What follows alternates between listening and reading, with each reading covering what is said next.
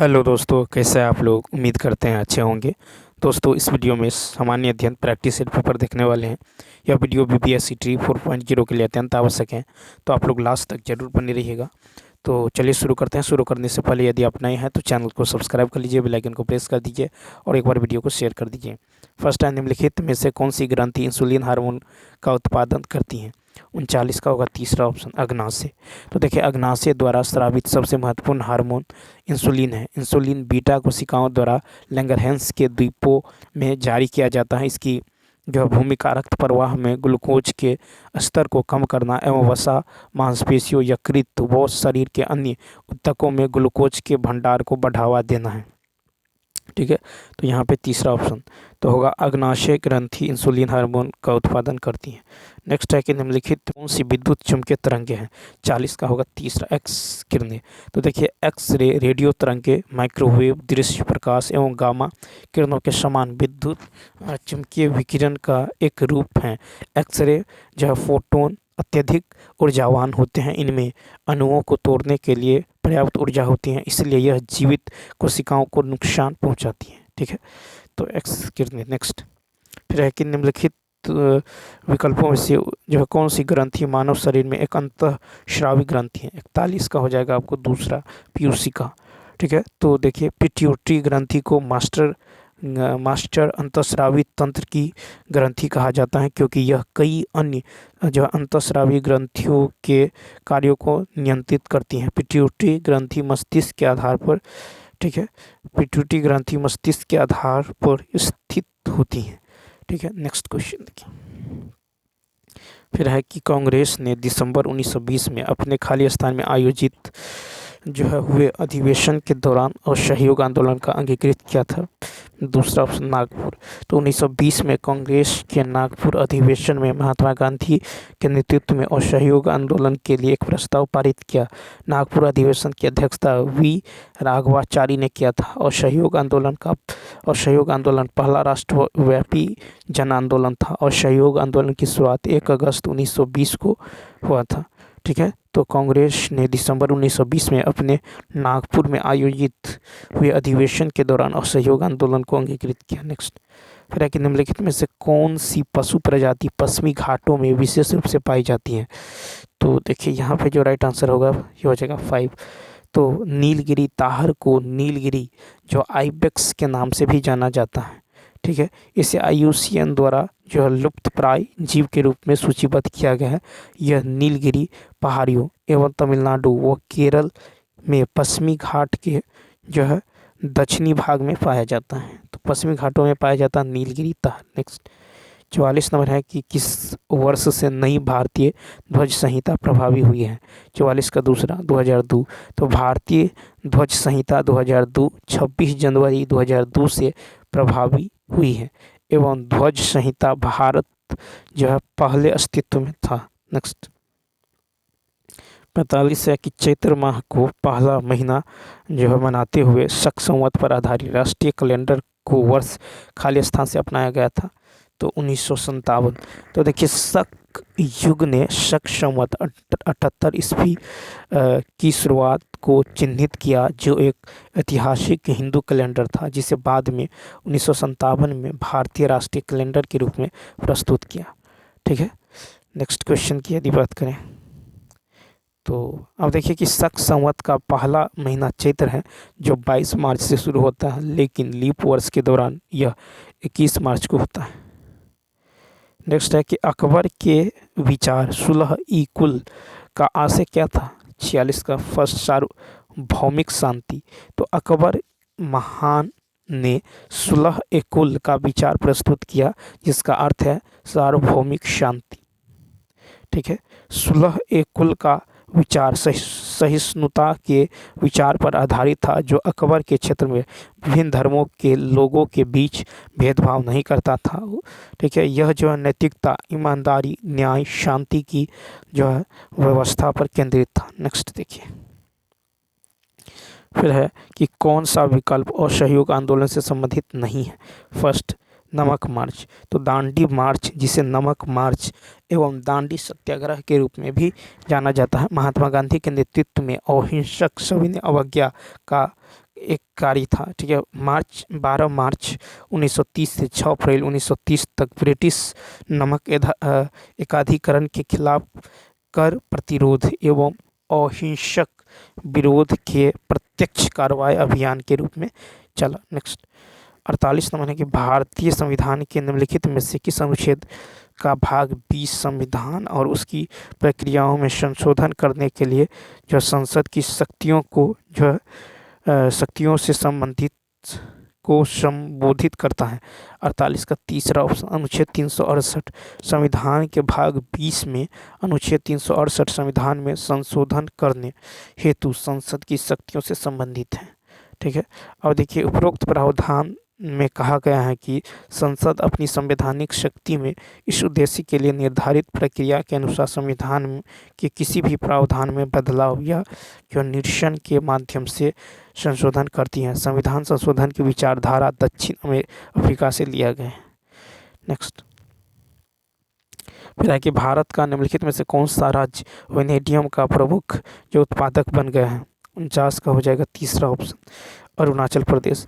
Arunachal Pradesh vanadium का जो है भारत में सर्वाधिक उत्पादन करने वाला राज्य है, ठीक है। यह एक जो है उच्च मूल्य वाली धातु है जिसका उपयोग स्टील और टाइटेनियम को मजबूत करने में किया जाता है। विश्व में सर्वाधिक वेनेडियम का उत्पादन चीन में होता है। इस सूची में द्वितीय एवं तृतीय स्थान पर क्रमशः दक्षिण अफ्रीका एवं रूस है, ठीक है। नेक्स्ट क्वेश्चन देखते हैं। वेनेडियम का प्रमुख उत्पादक जो है बन गए हैं अरुणाचल प्रदेश। नेक्स्ट है 50 नंबर निम्नलिखित विकल्पों में से कौन सा जो आकाश में एक तारामंडल नहीं है। 50 का दूसरा लुब्धक, ठीक है।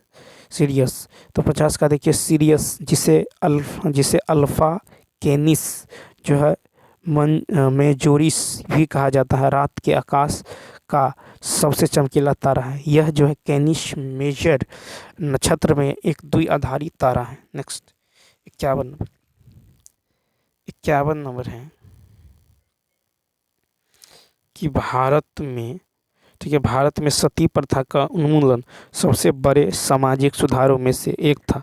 यह गवर्नर जनरल द्वारा किया गया था। 51 का तीसरा ऑप्शन लॉर्ड विलियम बेंटिक।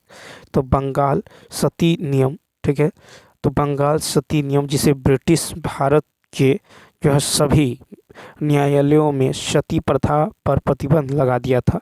4 दिसंबर 1829, ठीक है, 4 दिसंबर 1829 को तत्कालीन governor general Lord William Bentinck द्वारा पारित किया गया था, ठीक है। राजा राम मोहन राय के योगदान से सती प्रथा पर प्रतिबंध लगा। सर्वप्रथम कलकत्ता प्रेसिडेंसी में सती प्रथा लागू हुआ। उसके पश्चात बम्बई एवं मद्रास प्रेसिडेंसी में लागू हुआ, ठीक है। तो कहता है कि भारत में सती प्रथा का उन्मूलन सबसे बड़े सामाजिक सुधारों में से एक था। यह governor general Lord William Bentinck द्वारा किया गया था। नेक्स्ट फिर है कि दक्षिण पश्चिम भारत के पश्चिमी घाट पर्वत श्रृंखला में निम्नलिखित में से कौन सा एक महत्वपूर्ण पर्वतीय दर्रा है जो नीलगिरी पहाड़ियों को उत्तर की ओर जो है अनामलाई पहाड़ियों को दक्षिण से जोड़ता है। 52 का फर्स्ट, ठीक है, पलक्कर घाट, ठीक है। तो पलक्कर घाट तमिलनाडु में कोयम्बटूर और केरल में जो है कल्पक्कम के जो है बीच पश्चिमी घाट में एक निचला पहाड़ी दर्रा है। यह दर्रा उत्तर में नीलगिरी पहाड़ियों और दक्षिण में अनामलाई पहाड़ियों के बीच स्थित है, ठीक। उसके बाद चलिए देखते हैं नेक्स्ट क्वेश्चन देखिए। तो यहाँ पे होगा पलक्कर घाट। क्वेश्चन नंबर 53 है कि जब कोई नदी मैदानों में प्रवेश करती है जहाँ इसके जो है मरूर और विचलन विस्तृत मोड़ बनाते हैं उसे क्या कहते हैं। 53 का तीसरा यानी मियंडर्स कहते हैं। तो मियंडर्स नदी के चरण में पाए जाने वाले विशिष्ट भू आकृतियाँ जहाँ नदी का कटाव ऊर्ध्वाधर से पार्श्व अपरदन में बदल जाता है। एक मियंडर को एक नदी चैनल के दौरान एक स्पष्ट जो है वक्र या लूप के रूप में परिभाषित किया गया। फिर कि निम्नलिखित में से कौन सा जो ऑर्गेनल किसी भी बाह्य सामग्री को पचाकर कोशिका को साफ रखने में सहायक होता है, साथ ही कोशिकांग को जो है क्लांत भी करता है। 54 का होगा तीसरा ऑप्शन हो जाएगा लाइसोसोम, ठीक है। तो देखिए झिल्ली से घिरी कोशिका में 53 का यदि देखें तो 53 का होगा तीसरा ऑप्शन। ठीक है 54, तो 54 का हो जाएगा आपको थर्ड। यानी झिल्ली से घिरी कोशिका में थैली जैसी संरचनाओं को लाइसोसोम कहा जाता है। ठीक है, वे बाहरी पदार्थों जैसे बैक्टीरिया, खाद्य पदार्थों के कोशिका में प्रवेश या जो घिसे पीटे सेल ऑर्गेनल को छोटे छोटे टुकड़ों में पचाकर और तोड़कर कोशिकाओं को साफ रखते हैं। लाइसोसोम को आत्महत्या की थैली कहा जाता है। नेक्स्ट 55 कि भारतीय संविधान का निम्नलिखित में से कौन सा अनुच्छेद अभिव्यक्ति की स्वतंत्रता के संबंध में कुछ अधिकारों के संरक्षण की गारंटी देता है? 55 का तीसरा ऑप्शन अनुच्छेद 19। तो भारतीय संविधान के अनुच्छेद 19 में जो है 6 स्वतंत्रताओं का उल्लेख है जो भारत के नागरिकों को उपलब्ध है। भाषण और अभिव्यक्ति की स्वतंत्रता, शांति से और बिना हथियारों के इकट्ठा होने की स्वतंत्रता, एसोसिएशन और यूनियन बनाने की स्वतंत्रता, स्वतंत्र भारत में पूरे क्षेत्र में स्वतंत्र रूप से घूमने की स्वतंत्रता, भारत में किसी भी हिस्से में रहने और बसने की स्वतंत्रता, किसी भी पेशे का अभ्यास करने या किसी भी व्यापार या व्यवसाय को करने की स्वतंत्रता। नेक्स्ट देखिए क्वेश्चन नंबर 56 है कि सड़क किनारे छोटा मोटा काम धंधा करने वाले लोगों के लिए आवास और शहरी मामलों के मंत्रालय द्वारा प्रधानमंत्री स्वनिधि पीएम स्वनिधि योजना जो है किस लिए शुरू की गई थी? 54 का होगा तीसरा ऑप्शन। क्या होगा? तो ताकि लॉकडाउन के कारण अत्यधिक प्रभावित रेहड़ी पटरी वाले अपनी आजीविका गतिविधियों को फिर से शुरू कर सकें। ठीक है, पीएम स्वनिधि का अर्थ होता है प्रधानमंत्री स्ट्रीट वेंडर की आत्मनिर्भर निधि। ठीक है, यह जो है जून 2020 में शुरू की गई एक केंद्रीय जो प्रायोजित योजना है। इसका उद्देश्य कोविड-19 महामारी के कारण प्रभावित रेहड़ी पटरी वालों को माइक्रो क्रेडिट सुविधा उपलब्ध कराना। नेक्स्ट फिर है कि कौन सा विश्व का सबसे बड़ा ग्लेशियर है? 57 का दूसरा ऑप्शन लैम्बर्ट फिशर ग्लेशियर। तो लैम्बर्ट ग्लेशियर जो अंटार्कटिका विश्व का सबसे बड़ा ग्लेशियर है, इसे विश्व के सबसे बड़े ग्लेशियर के लिए गिनीज वर्ल्ड रिकॉर्ड में शामिल किया गया है। यह जो है लैम्बर्ट जो है ग्रे बेन के हिस्से से बहती है एवं जो है ठीक है प्राइडस बे में महाद्वीप से बाहर निकलती है। नेक्स्ट फिर है कि निम्नलिखित में से किस अंग की व्याधियों के निदान के लिए ईईजी यानी इलेक्ट्रोएन्सेफलोग्राम परीक्षण किया जाता है? 58 का फर्स्ट मस्तिष्क। तो एक ईईजी मस्तिष्क गतिविधि में जो है परिवर्तन निर्धारित कर सकता है जो मस्तिष्क विकारों विशेष रूप से मिर्गी या अन्य मिर्गी विकार के जो है निदान में उपयोगी हो सकता है। ठीक है, ब्रेन ट्यूमर विकारों के निदान या उपचार एवं सिर की चोट से मस्तिष्क क्षति में ईईजी सहायक होता है। नेक्स्ट फिर है कि श्याम प्रसाद मुखर्जी बंदरगाह निम्नलिखित में से किस स्थान पर स्थित है? 59 का फर्स्ट कोलकाता। तो कोलकाता बंदरगाह जिसे आधिकारिक तौर पर श्यामा प्रसाद मुखर्जी पोर्ट ट्रस्ट के रूप में भी जाना जाता है, पूर्व में कोलकाता पोर्ट ट्रस्ट है। यह कोलकाता शहर का एकमात्र नदी किनारे स्थित एक प्रमुख बंदरगाह है। यह भारत का सबसे पुराना ऑपरेटिंग पोर्ट है। इसका निर्माण ब्रिटिश ईस्ट इंडिया कंपनी द्वारा किया गया था। नेक्स्ट है निम्नलिखित में से कौन सा सिडबी का सही पूर्ण रूप है? तो इसका राइट आंसर होगा तीसरा ऑप्शन। ठीक है, यानी small industries development bank of India. ठीक है, भारतीय लघु उद्योग विकास बैंक भारत में जो सूक्ष्म लघु एवं मध्यम जो उद्यम वित्त कंपनियों के समग्र लाइसेंस एवं विनियमन हेतु शीर्ष नियामक जो निकाय है। यह वित्त मंत्रालय के अधिकार क्षेत्र में है। ठीक है, यह 2 अप्रैल 1990 को संसद के एक अधिनियम के माध्यम से स्थापित किया गया था। इसका मुख्यालय लखनऊ में। 61 है कि फास्फोरस की परमाणुकता क्या है? दूसरा ऑप्शन चतुष्परमाणु। तो कई तत्वों के अणु उस तत्व के 4 परमाणु से बने होते हैं, इन्हें टेट्रा परमाणु कहते हैं। ठीक है, उदाहरण स्वरूप P4SO3A जिनकी परमाणुकता 4 है। नेक्स्ट है कि उस विकल्प का चयन कीजिए जिसमें दी गई घटनाओं को सही कालानुक्रम जो है दर्शाया गया है। 62 का दूसरा ऑप्शन देखिए। तो 62 का हो जाएगा आपको दूसरा ऑप्शन हो जाएगा 4। उसके बाद हो जाएगा आप पहले होगा महात्मा गांधी की दक्षिण अफ्रीका से वापसी, उसके बाद 1 हो जाएगा और सहयोग आंदोलन, उसके बाद दूसरा नमक सत्याग्रह दांडी मार्च, उसके बाद तीसरा हो जाएगा भारत छोड़ो आंदोलन। ठीक है, तो यहाँ पे देखिए 61 का जो राइट आंसर 62 का 2 होगा, यानी दक्षिण अफ्रीका से महात्मा गांधी की वापसी 9 जनवरी 1915 और सहयोग आंदोलन 1920 से 1922, नमक सत्याग्रह 12 मार्च 1930 से 6 अप्रैल 1930, भारत छोड़ो आंदोलन 8 अगस्त 1942, भारत छोड़ो आंदोलन 8 अगस्त 1942 और सहयोग आंदोलन 1920। नेक्स्ट है कि निम्नलिखित में से कौन सी कंपनी भारत की महारत्न कंपनियों की सूची में शामिल नहीं है। तो 63 का होगा तीसरा सीमेंट कॉरपोरेशन ऑफ इंडिया। तो देखिए 11 महारत्न कंपनियां निम्नलिखित है। जो पहला है राष्ट्रीय ताप विद्युत जो है निगम एनटीपीसी, दूसरा है तेल और प्राकृतिक गैस निगम ओएनजीसी, तीसरा Steel Authority of India Limited SAIL, Bharat Heavy Electric Limited भेल, Indian Oil Corporation Limited IOCL, Hindustan Petroleum Corporation Limited HPCL, Coal India Limited CIL, Gas Authority of India Limited GAIL और Bharat Petroleum Corporation Limited यानी BPCL. ठीक है, power grid corporation जो है of India, उसके बाद है पावर फाइनेंस कॉरपोरेशन, ये 11वां है। 64 नंबर भारत के पहले चंद्र मिशन। ठीक है, भारत के पहले चंद्र मिशन चंद्रमा फर्स्ट का सफल परीक्षण कब किया गया था। 64 का 1 अक्टूबर 2008 में।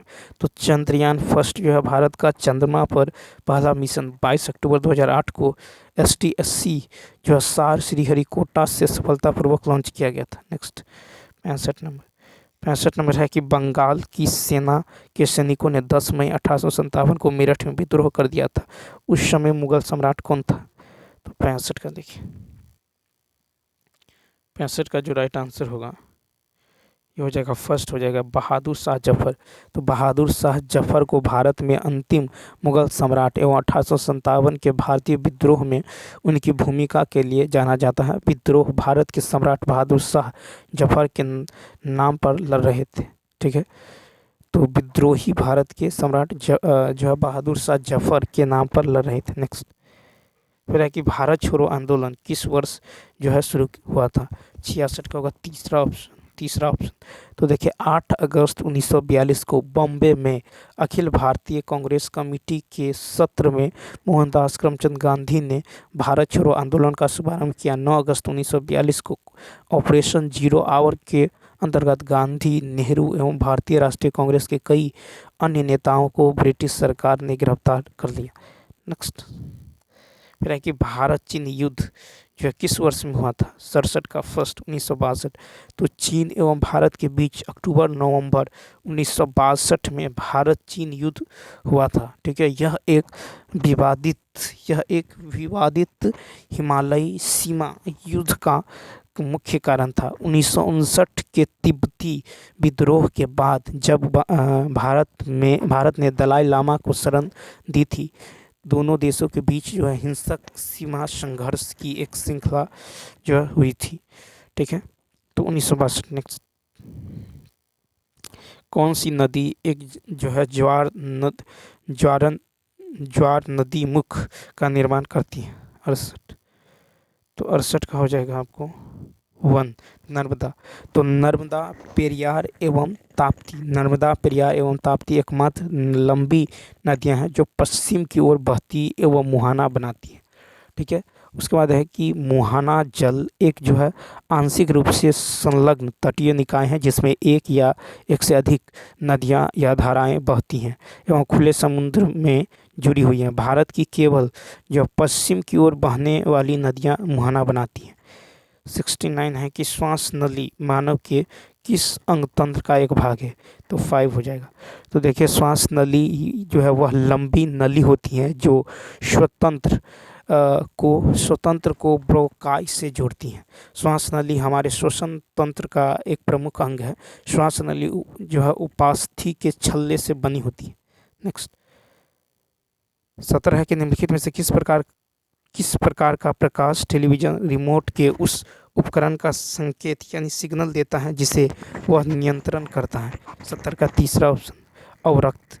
तो टेलीविज़न को सिग्नल भेजने के लिए रिमोट कंट्रोल अक्सर एक डायोड का उपयोग करती हैं जो तरंग दैर्घ्य में लगभग 940 नैनोमीटर पर प्रकाश उत्सर्जित करता है, जो निकट अवरक्त प्रकाश की सीमा में आता है। ठीक है, कुछ जो है डिजिटल कैमरों में निकट अवरक्त प्रकाश को अवरुद्ध करने के लिए फ़िल्टर लगे हुए होते हैं। यह स्क्रीन पर ऐसे दिखाई देता है जैसे कि दृश्यमान प्रकाश हो। तो यहाँ पर होगा अवरक्त। नेक्स्ट, अब चलिए मैथ का क्वेश्चन देख लेते हैं जो छूटा हुआ है, क्वेश्चन नंबर 31 से। देखिए क्वेश्चन नंबर 31 की यदि बात करें तो कहता है दो संख्याओं का अंतर दे दिया गया है। दो संख्याओं का अंतर 45 है। ठीक, तो दो संख्याओं का अंतर 45 है। यह जब बड़ी संख्या के 20% से छोटी संख्या के 30% में जोड़ा जाता है तो योग 31 प्राप्त होता है। तो यहाँ पे x माइनस वाई दे दिया गया है 45, समीकरण 1। ठीक है, और दूसरा जो दे दिया गया है x का 20% और y का 35%। ठीक है, 35%, इसका योग होता है 31।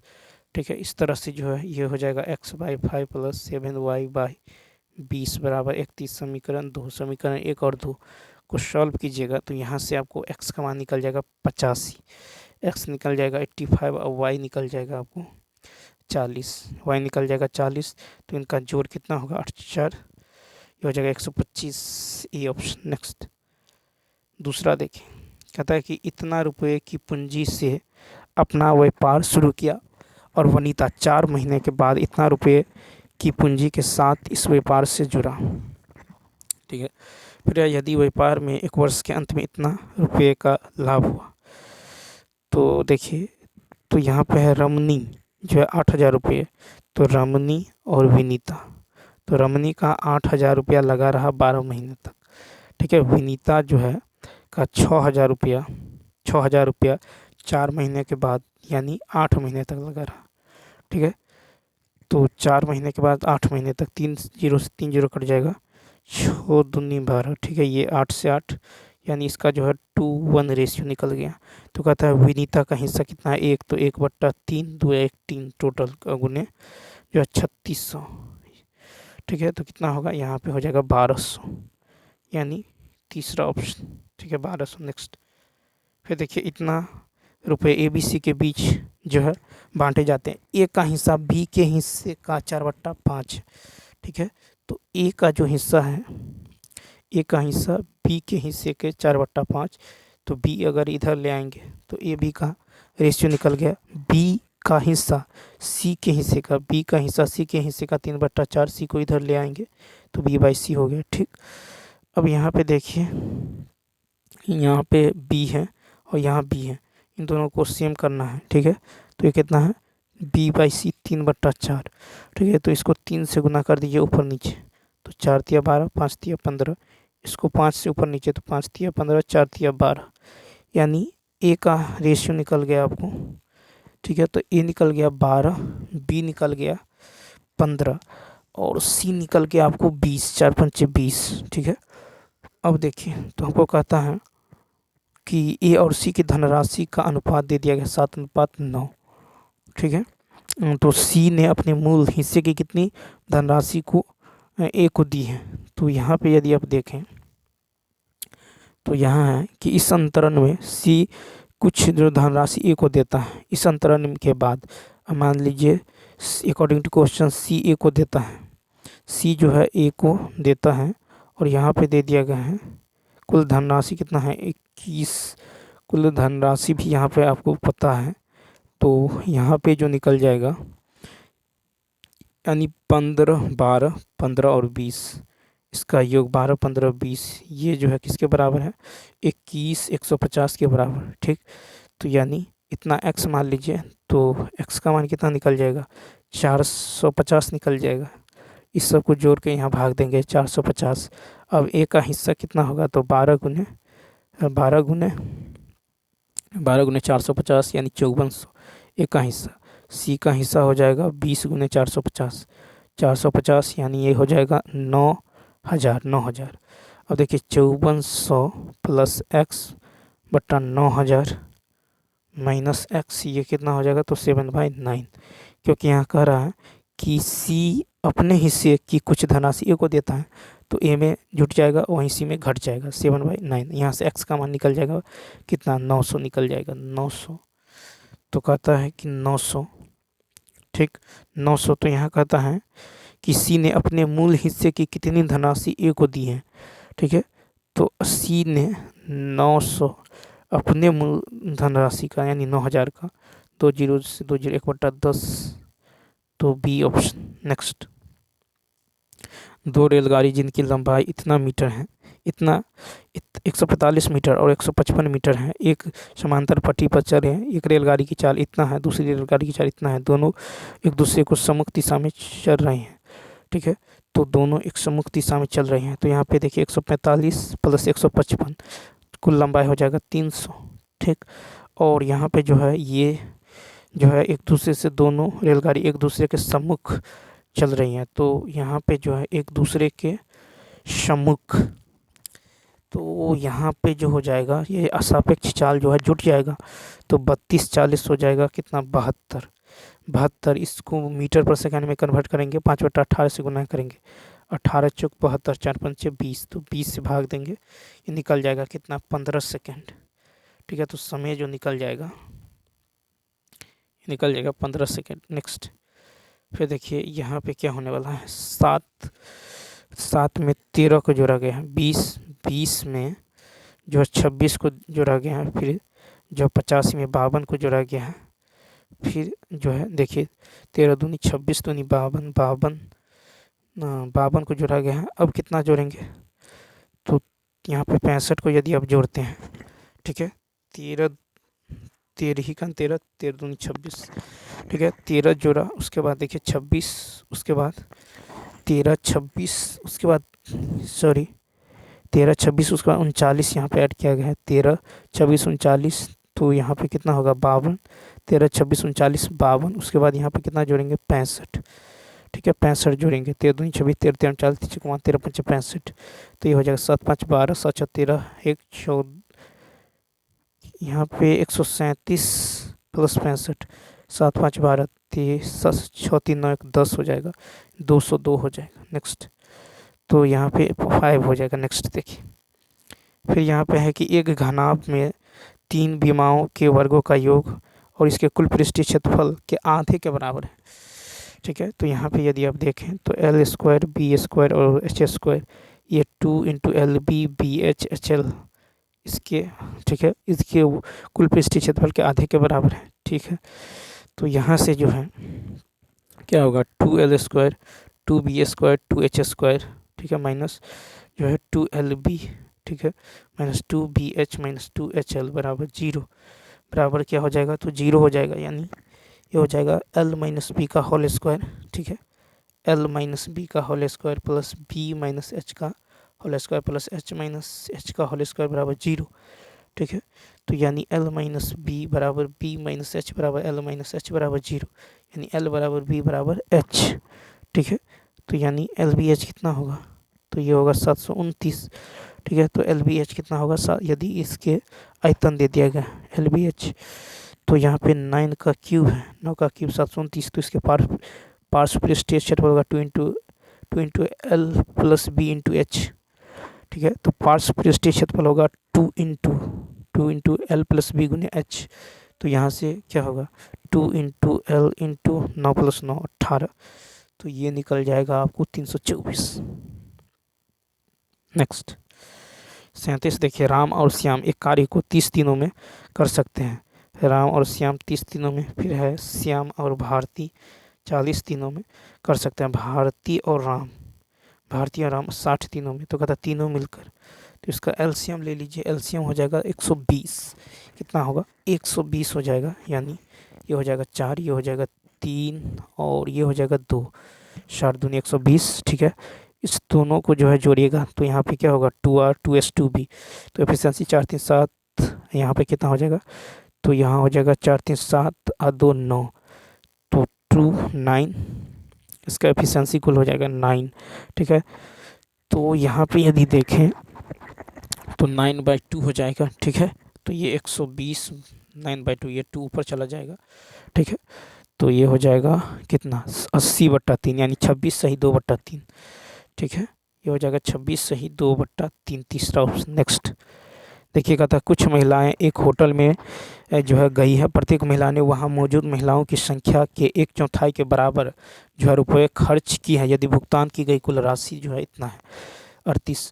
तो देखिए माना महिलाओं की संख्या यदि x है। ठीक, अब कहता है कुछ महिलाएं एक होटल में गई। प्रत्येक महिला ने वहां मौजूद महिलाओं की संख्या के 1/4 के बराबर रुपये खर्च किए हैं। तो प्रत्येक ने 1/4 के बराबर खर्च किए हैं और ये राशि है 20,44,9। ठीक है, कितना है 20,44,9। तो यहाँ से आप x का मान निकाल लेंगे, ये निकल जाएगा 286। ठीक है, तो कितने महिलाएं होटल में गई हैं तो 286 महिलाएं। नेक्स्ट देखिए, तो यहाँ पे दूसरा ऑप्शन नेक्स्ट। तो चलिए दोस्तों इस वीडियो में इतना ही। यदि यह वीडियो अच्छा लगा हो तो लाइक शेयर और सब्सक्राइब करना ना भूलें। Thanks for watching.